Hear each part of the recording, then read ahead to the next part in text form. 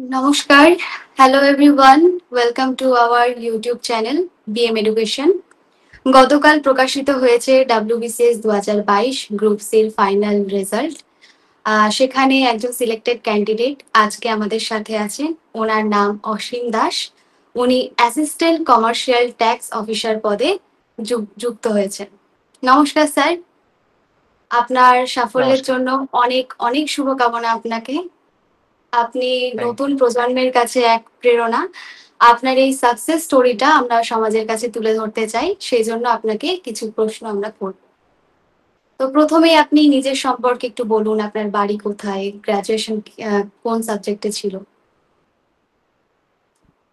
আমার বাড়ি হচ্ছে কৃষ্ণনগর থেকে 20 কিলোমিটার দূরে সাধনপাড়া গ্রামে। আমার গ্র্যাজুয়েশন হয়েছে 2018 সালে। মেকানিক্যাল ইঞ্জিনিয়ারিং এ আমি গ্র্যাজুয়েট করেছি। ছোট থেকে আপনার কি স্বপ্ন ছিল? WBCS নিয়ে কি ইচ্ছে ছিল প্রথমে? না, ছোট থেকে ছিল না। ডব্লিউবিসিএস এর ইচ্ছাটা ছোট থেকে কি স্বপ্ন ছিল, মানে ওই আর কি প্রত্যেকদিন চেঞ্জ হতো।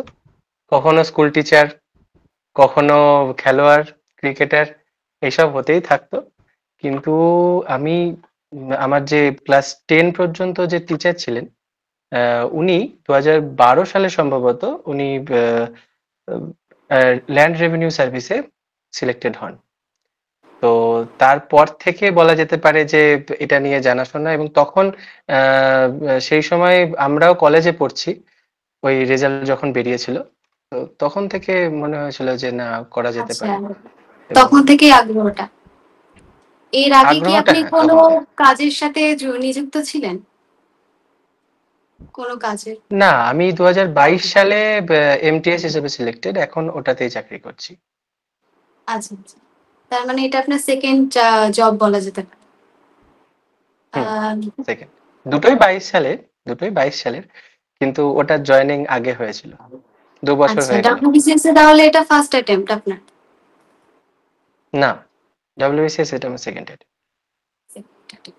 ফার্স্টে প্রিলিমস পুরো ক্লিয়ার হয়েছিল, প্রিলিমস মেন্স? হুম, মেন্স আচ্ছা, ক্লিয়ার আচ্ছা। হয়নি, এটা সেকেন্ড এই যে অ্যাটেম্পটে মেন্স ক্লিয়ার হয়েছে। আচ্ছা, প্রিলিমস মেন্স ইন্টারভিউ, এই যে দীর্ঘ যাত্রা, এই দীর্ঘ যাত্রা পথে আপনার সবচেয়ে চ্যালেঞ্জিং মানে ফেজ কোনটা ছিল? পুরোটাই তো চ্যালেঞ্জিং মনে হয়েছে।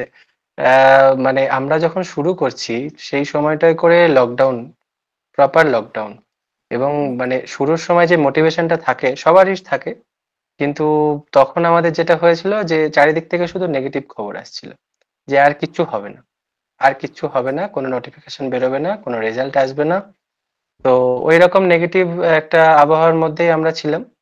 কিন্তু তখন একটা, এক তো তখন কিছু করি না, আর 2 নম্বর হচ্ছে আহ পড়াশোনাটা তখন থেকে শুরু করে দিয়েছিলাম। ওই সময়টা আমার খুব কাজে লেগেছে। ঠিক আছে, জানতাম এটা একটা দীর্ঘ যাত্রাপথ, কিন্তু যারা সিলেক্টেড হয়েছে, যাদের ইন্টারভিউ আমরা দেখেছি, তাদের থেকেও দেখেছি, জেনেছি, কথা বলেছি তাদের সাথে, যে এটা একটা ধৈর্যের পরীক্ষাও বটে।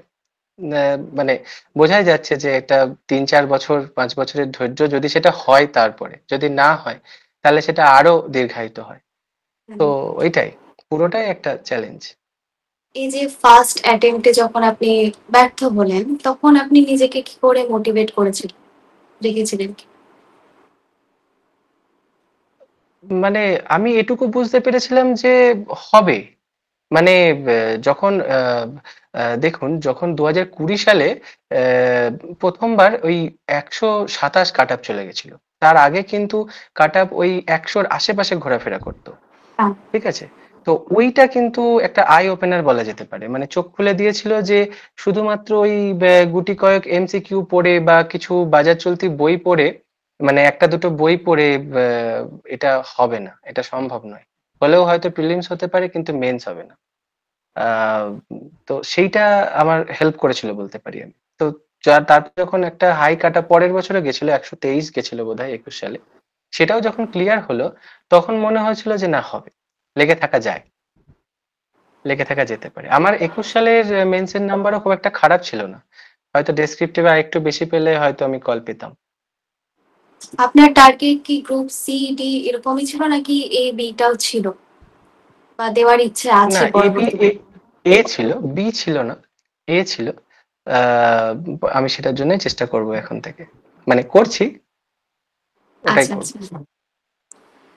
এর পরের প্রশ্ন খুবই কৌতূহলী প্রশ্ন বলা যেতে পারে। সিলেক্টেড ক্যান্ডিডেটরা ডেইলি রুটিন কি ছিল তাদের? তারা কতক্ষণ পড়তো দিন? আপনি কতটা সময় দিতেন? যদি একটু বলেন। ওইভাবে তো বাঁধা ধরা কিছু ছিল না, কিন্তু আমার কাছে বরাবর একটা ওই নোটপ্যাড টাইপের থাকতো, এখনো রয়েছে, এখনো চাকরি করার পরেও আমি ওটাকে মেনটেন করার চেষ্টা করি। সেখানে লেখা থাকে, শিডিউল থাকে, এখনকারটা আলাদা একটু। যখন চাকরি করতাম না তখন আমি ওটা মেনটেন করতাম। তো ওইখানে লিখতাম যে আজকে কি কি টার্গেট, কি কি করতে হতে পারে। এবং মজার ব্যাপার হচ্ছে ম্যাক্সিমাম সময় আমার ওগুলো কাটা পড়তো, ঠিক আছে। তো 50-60% হয়তো অ্যাচিভ করতাম, বাকি 40% হয়তো মানে ক্রস হয়ে যেত, যে এটা আর অ্যাচিভ করা গেল না। তো এইরকম ভাবেই হতো। ডেইলি রুটিন বলতে আমার এটাই, ঠিক আছে। উম, চেষ্টা করতাম যেন পড়াশোনার মধ্যে ছেদ না পড়ে যায়, অ্যাটলিস্ট কিছু হোক, অ্যাটলিস্ট যেদিনকার এমনও হতো যে পড়তে ইচ্ছা করছে না, সত্যি ইচ্ছা করছে না, মানে আর ভালো লাগছে না, 100টা এমসিকিউ করে নিলাম, বা 20টা ম্যাথ করে নিলাম, এরকম করেছি যাতে করে ছেদ না পড়ে। আলাদা করে কোনো বাঁধা ধরা রুটিন আমার ছিল না। আচ্ছা, এবার আসি সাবজেক্টের ব্যাপারে। আপনি বেঙ্গলি, ইংলিশ ডেসক্রিপটিভ পেপারটা কিভাবে কভার করেছিলেন? কতক্ষণ পড়তেন সেটা নিয়ে? আহ, বেঙ্গলির বলতে গেলে আমি কিন্তু অনেক ছোটবেলা থেকে খবরের কাগজ পড়ি, ক্লাস 7-8 থেকে পড়ি, মানে আমার বাড়িতে আসে খবরের কাগজ। আর তারও আগে থেকে কিন্তু আমার সামনে, আমাদের বাড়ির সামনেই স্থানীয় গ্রন্থাগার রয়েছে, সেখানে কিন্তু আমি খবরের কাগজটা পড়তাম। শুকতারা খবরের কাগজ, দেশ পত্রিকা, ওগুলো সব ওখানে আসতো। তো বাংলাটা পড়া বা ওই জাতীয় লেখালেখি গুলো, ওগুলো কিন্তু আমি অনেক ছোট থেকে, বলতে গেলে স্কুল থেকেই মোটামুটি চর্চা করি, এইসব বিসিএস এর কথা ভেবে নয়, কিন্তু করতাম। ইংরেজিটা চাপে পড়ে করতে হয়েছে, ইংরেজি পেপার পড়া অভ্যেস ছিল না।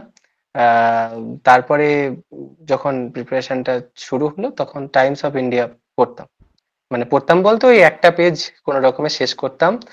কখনো কখনো 2-3 দিন একসাথে করে তারপরে একদিন বসে সবকটা করতাম। কিন্তু বাংলা আনন্দবাজার পত্রিকাটা আমি নিয়মিত পড়তাম, প্রতিদিনই আচ্ছা, পড়তাম, এখনো পড়ি অফিসে বসে।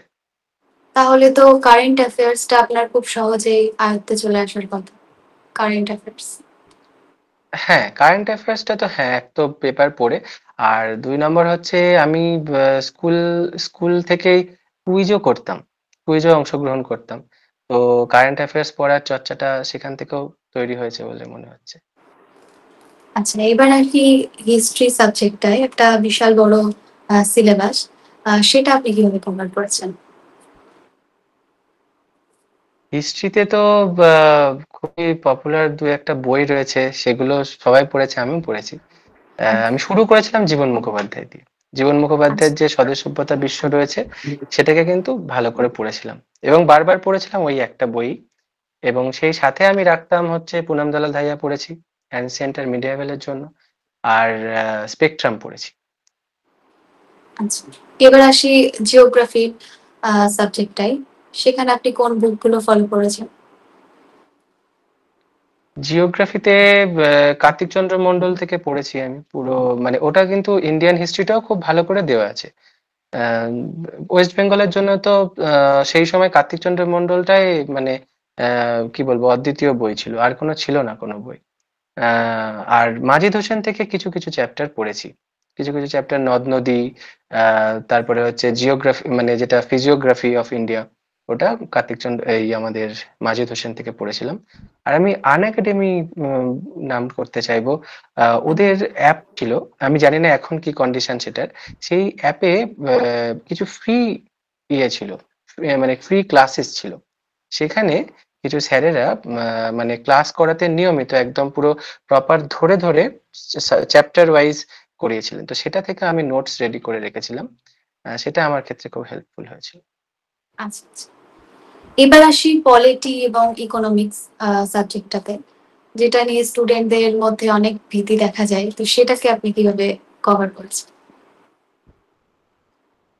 পলিটি ইকোনমিক্স তো আমার কাছে একদম নতুন ছিল। আমি সায়েন্স ব্যাকগ্রাউন্ডের স্টুডেন্ট। তো স্বাভাবিক ব্যাপার, ভীষণ নতুন ওটা। কিন্তু লক্ষ্মীকান্ত রয়েছে, তো পলিটি নিয়ে কোনো সমস্যা হওয়ার কথা নয়। আহ, তো লক্ষ্মীকান্তটাই আমি পড়েছি ভালো করে। আর নেক্সাসের একটা বই রয়েছে, Indian the constitution of India, খুব ভালো বই। ওটা থেকে যদি কেউ ওই পার্ট 1 থেকে পার্ট 5 অব্দি মোটামুটি পড়তে পারে, তার কোশ্চেন অ্যাটেম্প্ট করতে অসুবিধা হবে না। আচ্ছা। আর ইকোনমিক্স এর ক্ষেত্রে আমি তুজাম্মেল হোসেন স্যারের বইটা কিনেছিলাম, ওখান থেকে 5 ইয়ার্স প্ল্যানটা পড়েছি।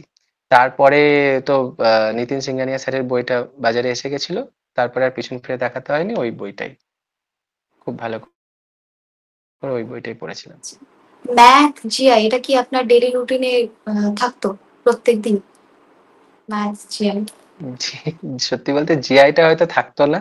অনেকেই হয়তো জিআইটাকে রাখে না, বা একবারে ভাবে যে স্টেজে করে দেবো। আমার ক্ষেত্রে সেরকমই কিছুটা ছিল। ম্যাথ করতাম এবং আমাদের 22 সালের প্রশ্নপত্রে কিন্তু ম্যাথই এসেছিল, জিআই আসেনি। হার্ডলি হয়তো 10-15টার মতো প্রশ্ন এসেছিল জিআই এর, ম্যাথই এসেছিল। আচ্ছা, এবার পড়ে থাকলো সায়েন্সের দিকটা, যেহেতু বললেন আপনি সায়েন্স ব্যাকগ্রাউন্ডের। ফিজিক্স, কেমিস্ট্রি, বায়োলজি এটা আপনি কোথা থেকে পড়েছিলেন? এনসাইক্লোপিডিয়া বলে একটা বই রয়েছে, ওইটা আরিহান্তের। ওই বইটাই পড়েছিলাম। তাছাড়া আমার কাছে 9-10, আমাদের সময়কার সিলেবাসের বইটা ছিল, ওইগুলো পড়েছি। তবু আমি বলবো সায়েন্স ব্যাকগ্রাউন্ডের হলেও কিন্তু আহ, আমার ক্ষেত্রে খুবই চাপ লাগতো। ওই পেপার 4-এ আমার কিন্তু খুব একটা ভালো নাম্বারও ছিল না 22 সালে, যদিও আমি সায়েন্স ব্যাকগ্রাউন্ডের। এমসিকিউ পেপারে আপনার স্কোর কত ছিল, হয়েছিল এটা? আমার হিসেব মতো 530 থেকে 35 মতো হওয়ার কথা। আচ্ছা, আচ্ছা। যেহেতু গ্রুপ সি তে আপনার অপশনাল পেপারটা ওর গুরুত্ব দিতে হয় না, এবার যেহেতু আপনাকে দিতে হবে, আপনি বলছেন গ্রুপ এ জন্য প্রিপারেশন নিচ্ছে, তো মানে টোটাল তাহলে সাবজেক্ট ওয়াইজ আপনার স্ট্র্যাটেজিটা যদি আপনি বলেন, কিভাবে কিভাবে কোনটাতে বেশি জোর দিয়ে পড়েছিলেন অপশনাল পেপার ছাড়া? সাবজেক্ট ওয়াইজ বলতে অপশনাল না? আচ্ছা, অপশনাল ছাড়া। আচ্ছা।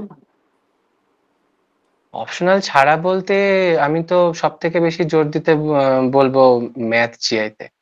কারণ ওই পেপারটা যদি ঠিকঠাক করে তৈরি করে নেওয়া যায়, খুব অ্যাডভান্টেজ থাকা যায় আর 5 জনের থেকে। আর এবার যার যেমন স্ট্রেংথ থাকবে, আমার যেমন পলিটি ইকোনমিক্সটা আমি মনে করি খুব ভালো স্ট্রেংথ ছিল, আমার নাম্বারও সেই মতোই উঠেছে। আর হিস্ট্রি জিওগ্রাফি মানে সবগুলোকে কিন্তু আমি সমানভাবেই করতাম, কিন্তু ম্যাথ জিআইটার উপর জোর দিয়েছি। আর 2 নম্বর হচ্ছে বাংলা ইংরেজি।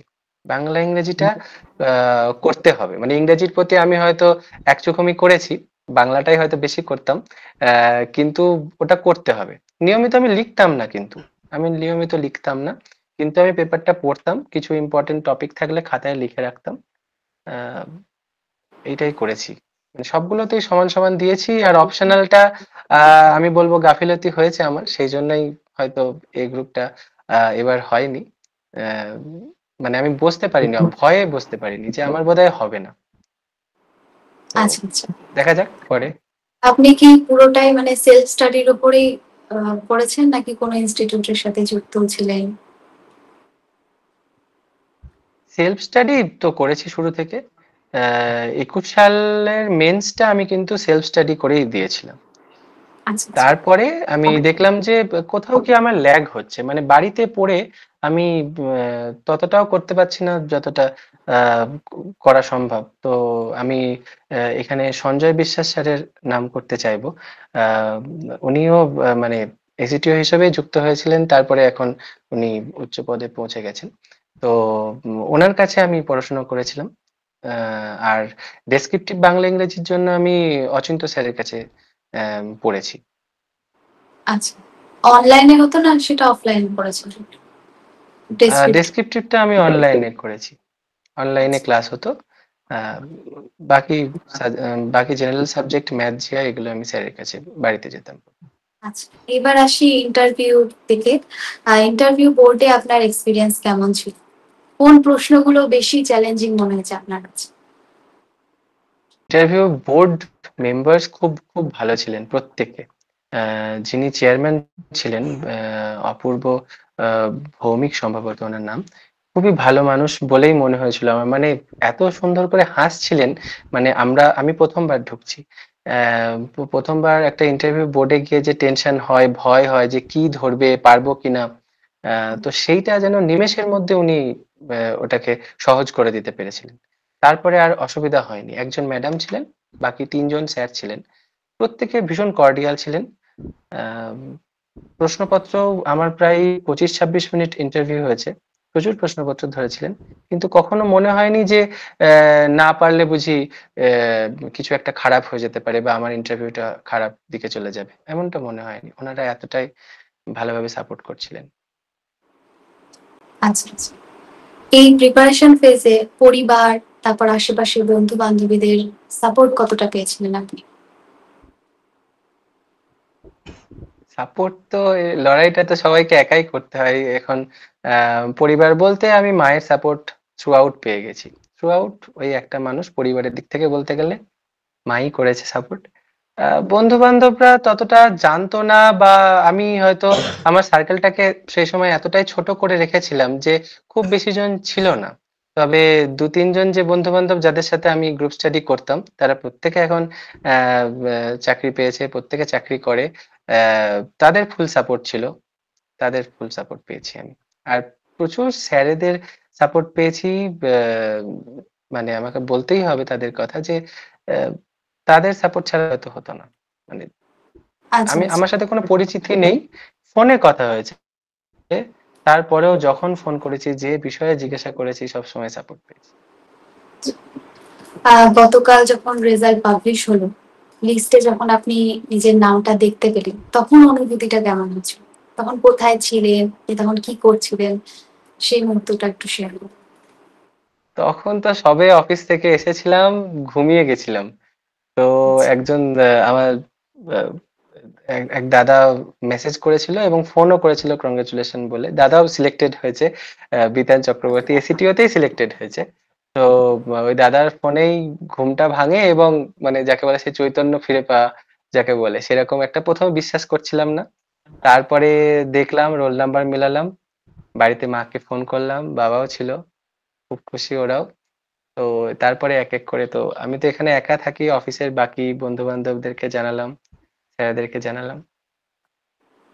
আচ্ছা, আমরা একদম শেষ পর্যায়ে চলে এসেছি। শেষ প্রশ্ন, যারা বর্তমানে WBCS এর প্রিপারেশন নিচ্ছে, তাদের জন্য আপনি কি বলতে চান? কি পরামর্শ দিতে চান তাদের? মানে স্ট্রেট কাট বলি, প্ল্যান বি রাখো। প্রত্যেকে প্ল্যান বি রাখো। মানে রাখতেই হবে। ইমোশনের জায়গায় আমি নিজে ইমোশনাল ফুল বলবো আমি। আমি কিন্তু ২০১৯ এর এনটিপিসি তে সিবিটি 2 ছেড়ে দিয়েছিলাম কেবলমাত্র বিসিএস এর মেইনস দিতে যাবো বলে। ঠিক আছে? এবং আল্টিমেটলি প্রবাবিলিটি ছিল কিন্তু সিবিটি 2 ক্র্যাক করার। বিসিএস মেইনস এর থেকেও সে বছর ২১ এর কথা বলছি। তো সেইজন্য সবসময় বলব, তার জন্য আমার কিন্তু চাকরি পেতে একটু দেরি হয়ে গেছে। অ্যা মানে ১ম চাকরিটা। তো আমি সবাইকে বলব প্ল্যান বি রাখো। তবে এটাকে ছেড়ো না। মানে প্ল্যান বি মানে এটা নয় যে প্ল্যান এ হাত থেকে একদম ছেড়ে দেব। মানে ওটা ওর মতো হতে থাকবে। সেরকম নয়। এটাকেই পড়বো, কিন্তু আমি চোখ কান খোলা রাখবো যে আমার একটা সুযোগ। আমি কিন্তু এসএসসি অ্যাসপিরেন্ট নই। আমি যে এখন এমটিএস এ করছি, আমি সে বছর আ মানে ৮,০০০ মতো ভ্যাকেন্সি বেরিয়েছিল এবং মানে দেয়ালে পিঠ থেকে যাওয়ার মতো অবস্থা যে আর কোনো চাকরি আমার কাছে নেই তখন। তো আমি পরীক্ষাটা দিয়েছিলাম। তো আমার কাছে হয়তো প্ল্যান বি হিসেবে ওটা, আমি সবাইকে বলব প্ল্যান বি রাখো, কিন্তু প্ল্যান এ কে ছেড়ো না। ওটাকে ভালোবাসতে হবে খুব ভালো করে। আচ্ছা, অনেক ধন্যবাদ স্যারকে। আমরা স্যারকে পরবর্তীকালে গ্রুপের মেরিট লিস্টেও দেখতে চাই। নমস্কার। আমিও চাই। Thank you so much. Thank you. অনেক ধন্যবাদ আপনাদের এতক্ষণ ভিডিওতে থাকার জন্য। এরকম আরো ভিডিও পাওয়ার জন্য বিএম এডুকেশন চ্যানেলটিকে সাবস্ক্রাইব। নমস্কার।